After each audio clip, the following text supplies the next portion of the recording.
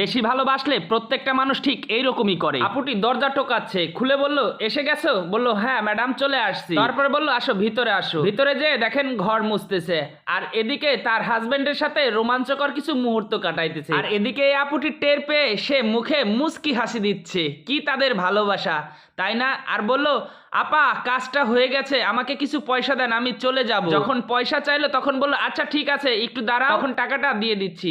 বলল যাও টাকাটা দিয়ে আসো। যখন টাকাটা দিতে যাবে তখন দেখতে পেল তারই শখের পুরুষ অন্য নারীর সাথে সময় কাটাইতেছে। কল্পনায় দেখতে পেল কি হয়েছে তোমার, তোমার এত মন খারাপ কেন? বলল টাকা পয়সার খুবই অভাব, আমি কি যে করি। বলল তুমি চিন্তা করো না, আমি তোমার পাশে সব সময় আছি, দরকার হয় লোকের বাসায় কাজ করে তোমার টাকা পয়সার চাহিদা মেটাবো।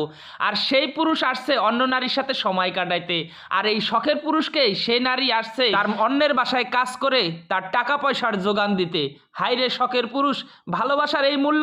তখন টাকা কটা গুছাইতে গুছাইতে সে নিয়ে বলল স্যার ঠিক আছে অনেক ধন্যবাদ।